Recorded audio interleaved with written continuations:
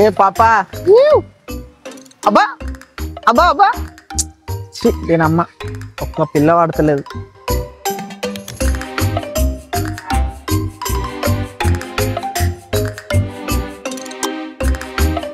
రే ఉదయ్ ఇక్కడ నా పిల్లుండాలి చూసినావా? ఒక్క నిమిషం రా.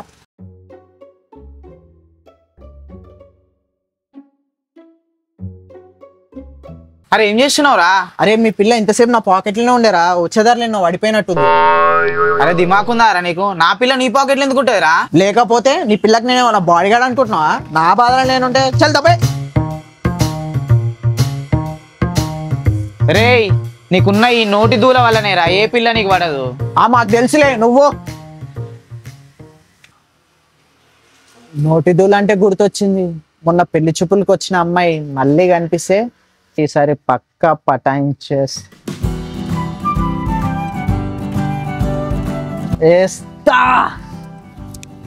హాయ్ అండి, నమస్తే.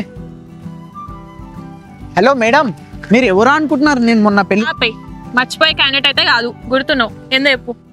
అదే మొన్న జరిగిన దాని గురించి సారీ అండి, నాకు కొంచెం నోటి దూలు ఎక్కువ, అందుకే అట్లా మాట్లాడినా. ఏం అవసరం లేదులే, అయినా నాకు అంత సీన్ లేదు కదా, నేను యావరేజ్ కదా.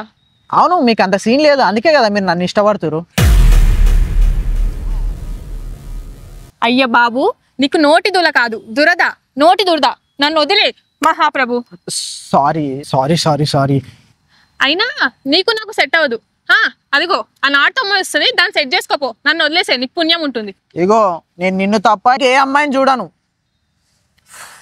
నీకంత సీన్ లేదులే, ఖచ్చితంగా చూస్తావు నువ్వు.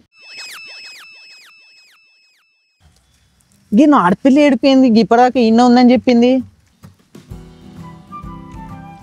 అరే కనిపించలేదా? కనిపించలేదు.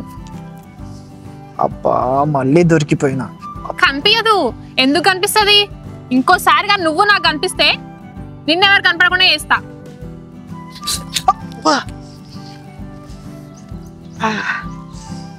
నెక్స్ట్ ఎట్లా?